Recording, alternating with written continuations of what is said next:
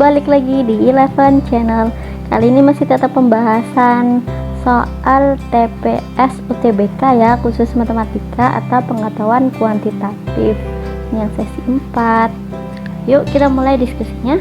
Soalnya gini, median 7 bilangan 11, 19, 5, X, 16, 4, 22 adalah X.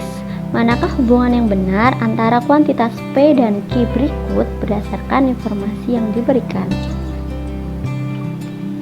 Di situ ada 2 kolom, 2 baris, P-nya itu X, kalau Q itu rata-rata data. Jadi kita mau bandingkan nih, X-nya kan diketahui kalau median dari data itu. Nah,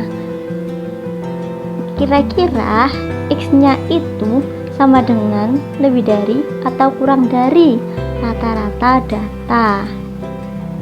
Pertama kita eksekusi dulu yang diketahui.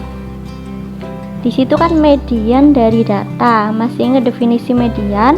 Median itu berhubungan dengan posisi atau nilai tengah setelah data diurutkan. Ingat ya, harus urut. Nah, kita urutkan nih. Yang paling kecil di situ berapa? 4 ya. Lalu 4 sudah 5. Lalu ada berapa lagi? 11. Lalu ada 19. Maaf, ada 16, 19 dan 22. Karena X adalah median atau nilai tengah. Nah, di sini sudah saya kasih space nih. X-nya di sini. Nah, kok tahu posisinya di situ? Karena kan sudah ditahu 7 bilangan. Kalau 7 ganjil ya, tinggal dibagi 2, berapa? 3,5 dibulatkan. Jadi posisinya keempat.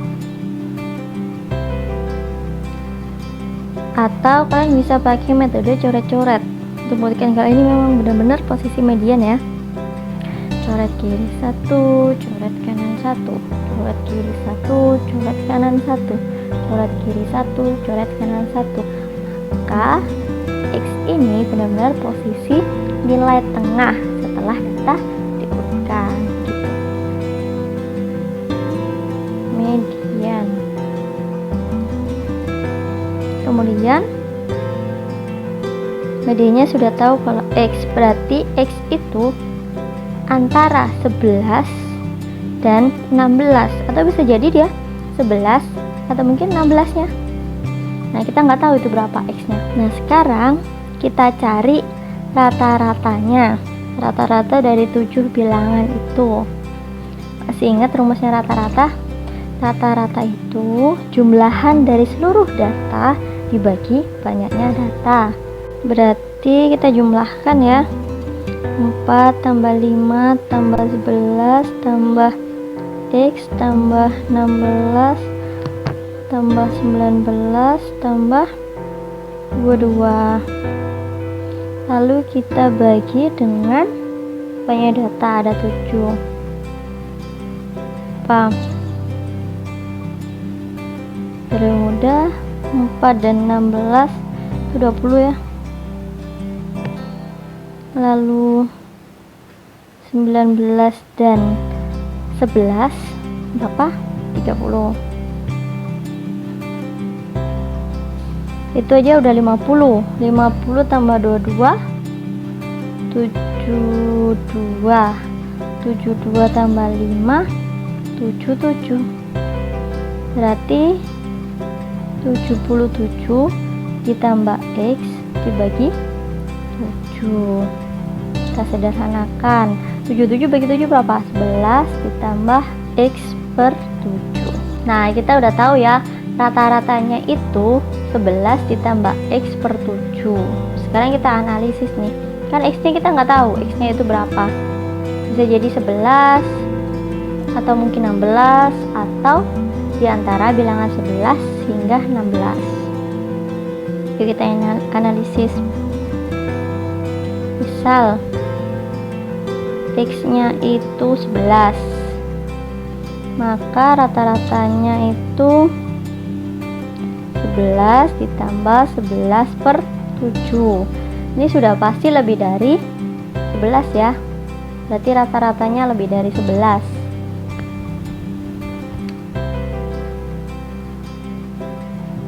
Nah sekarang kita coba lagi nih. Kalau X-nya itu 12, berarti rata-ratanya 11 ditambah 12/7. Nah kira-kira ini besaran mana? Tetap besaran rata-ratanya. Kenapa? Karena kan yang X-nya itu 12, sedangkan rata-ratanya 11 ditambah sesuatu. Nah sesuatu ini kan pecahan yang nilainya lebih dari 1. 12/7, 12 kan lebih dari 7, berarti 1 lebih dong. Nah jadi 12 lebih, jadi besaran rata-ratanya. Nah sekarang kalau terkecil aja 11 itu dia lebih dari X rata-ratanya. Kalau kita coba yang paling gede 16 ya, kalau X-nya itu 16, rata-ratanya 11 ditambah 16/7. Nah kira-kira besaran mana? Besaran yang X. Kenapa? Karena kan ini yang rata-ratanya itu 11 ditambah 16/7. 16/7 kita tahu kalau 7 ditambah 7 kan 14, masih sisa 2, berarti 2 lebih, sekitaran 2,1an lah, ditambah 11 berapa? 13 lebih kan. Nah berarti gedean yang X gitu. Kalau masih mendekati 11 nilai X nya, maka gedean rata-ratanya atau besaran Q. P kurang dari Q. Tapi kalau X nya itu kita ambil dari batas atas, yaitu misal 16, maka gedean nilai X, berarti P lebih dari Q.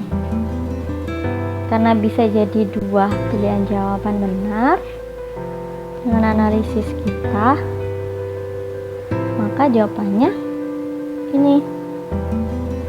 Informasi yang diberikan tidak cukup untuk memutuskan salah satu dari 3 pilihan di atas gitu. Kalau rata-rata butuh nilai datanya ya, tapi kalau median kalian cuman tinggal tahu posisi dari nilai tengah setelah data diurutkan gitu. Jadi kalian harus analisis jauh kalau seperti ini. Lanjut ya, soal berikutnya. X lebih dari 2.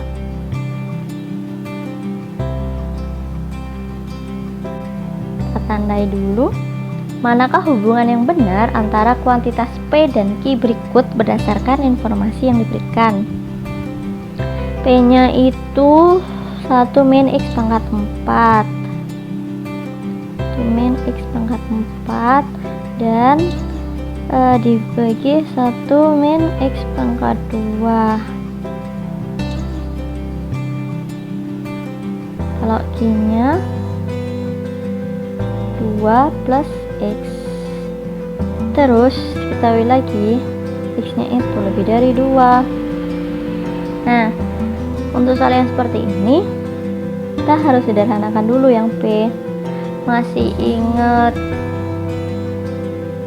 yang gini, A kuadrat min B kuadrat sama dengan A plus B A min B. Ingat? Oke, ini kita terapkan di yang B.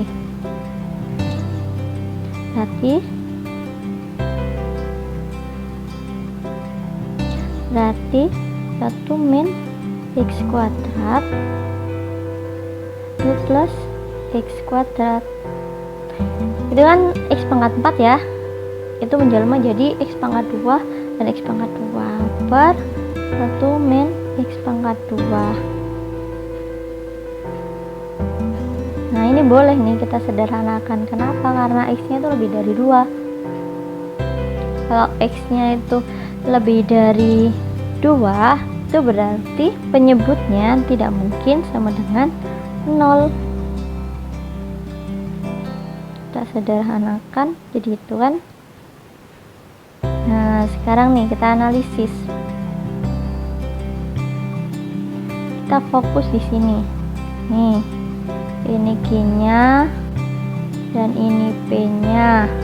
Sedangkan kita tahu kalau X-nya lebih dari 2. Lihat nih, mana yang besar, P atau Q? Atau justru sama. X yang lebih dari 2 itu berapa sih? Kalau bilangan bulat itu kan 3 dan seterusnya. Tapi kalau bukan bulat berarti kan 2, sekian. Nah, amannya kita pakai 2 aja. Kalau 2 kita masukkan di Q, hasilnya berapa?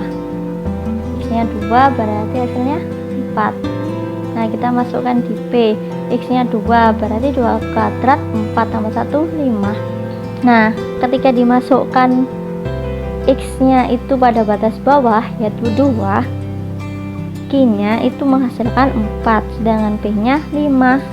Nah, batas bawah aja kayak gini, berarti itu akan berlaku untuk keseluruhan. Jadi sudah jelas kalau P itu lebih besar dari Q. Option A ya.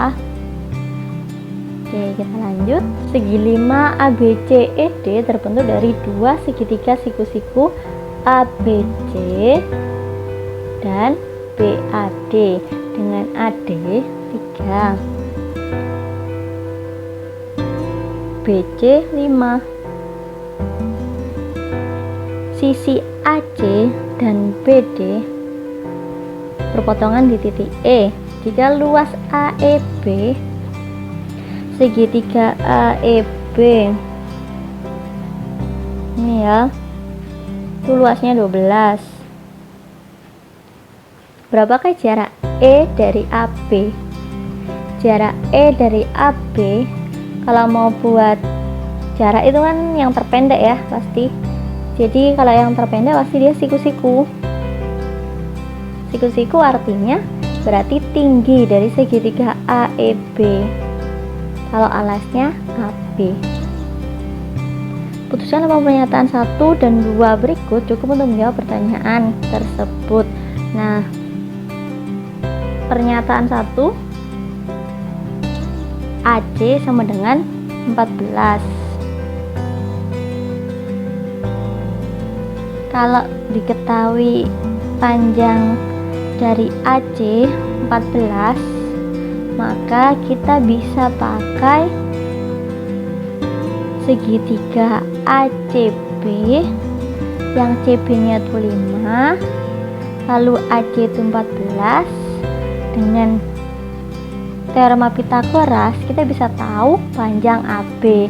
Kalau tahu panjang AB lalu luasnya AEB itu 12, kita bisa cari tingginya, yaitu jarak dari E ke sisi AB. Berarti cukup ya untuk yang 14 ini AC. Lalu kalau diketahui 2 saja, BD sama dengan 12.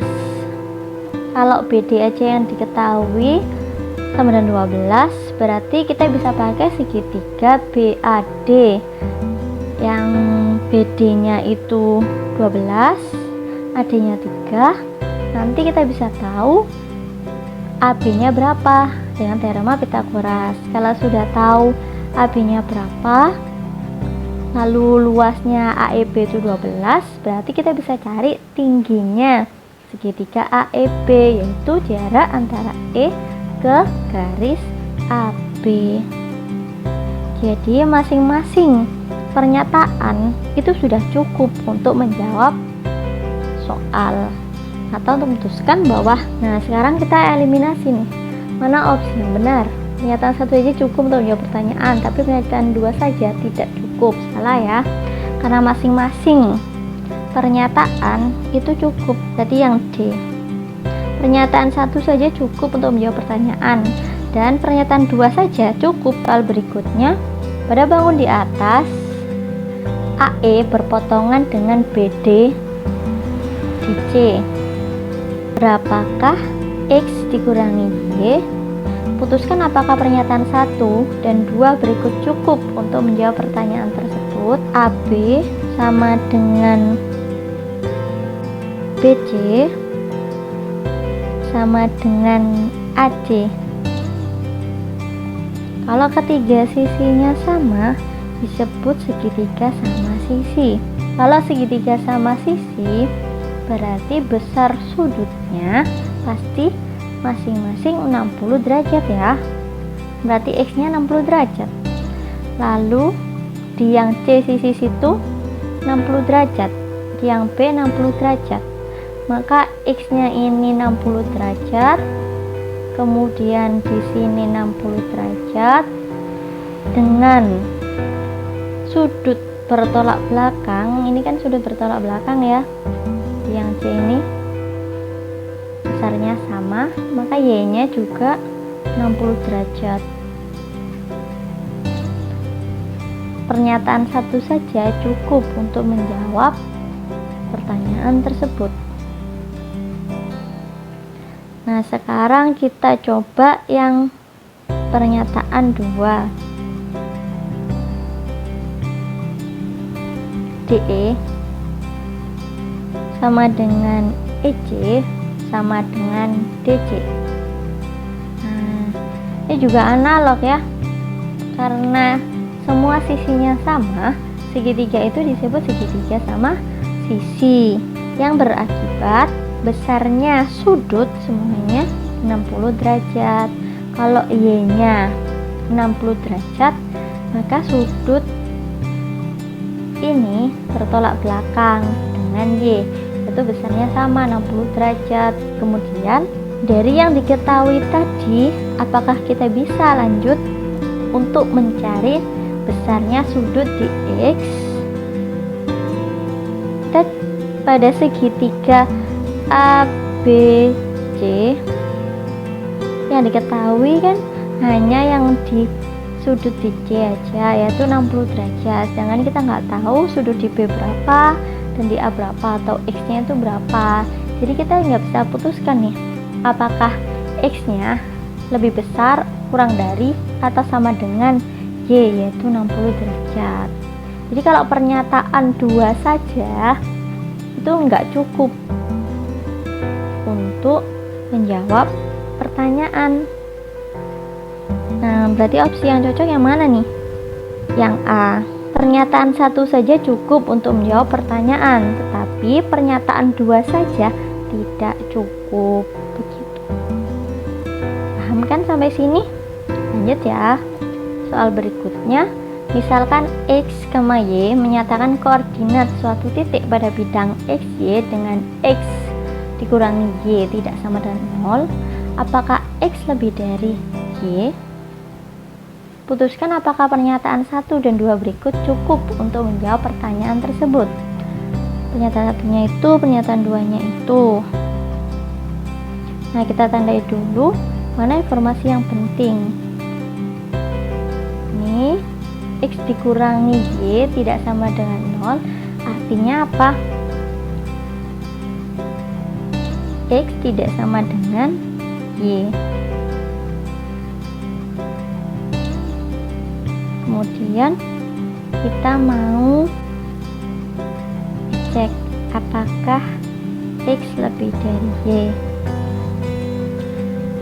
Ini pertanyaan yang harus kita jawab. Nah, sekarang kita sederhanakan ya pernyataannya. Pernyataan 1 dulu.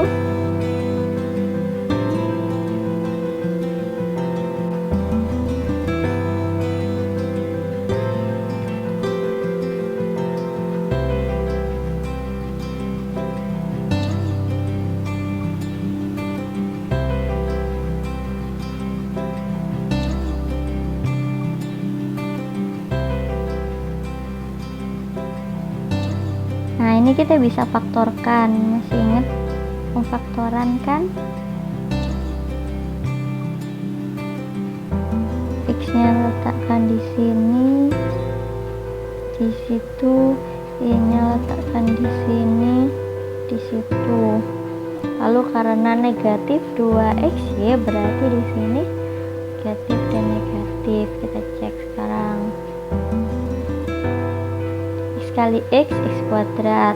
Kemudian min y kali min y sama dengan y kuadrat.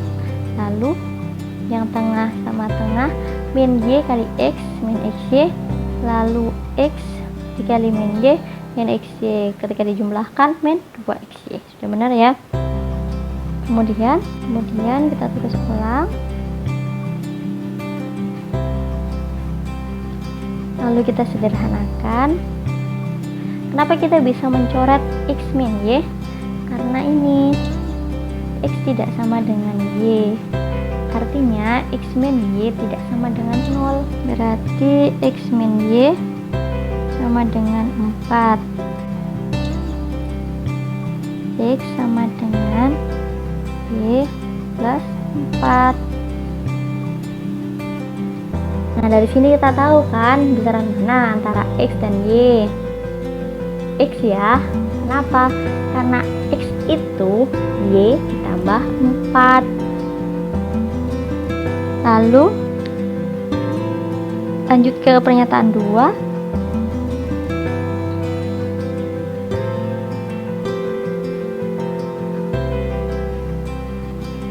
2x sama dengan 2y min 6. Kita sederhanakan ya. bagi 2 bagi 2. Berarti x sama dengan y min 3.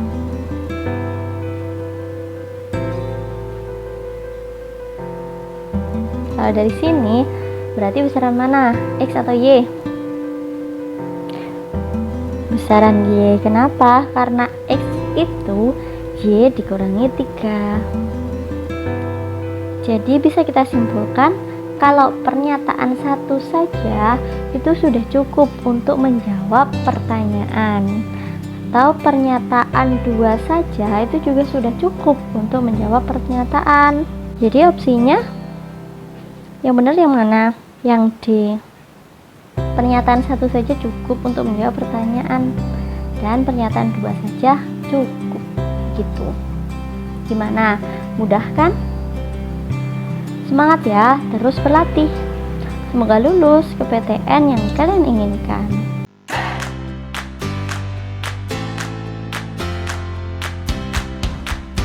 Bantu kami dengan like dan subscribe ya. Terima kasih.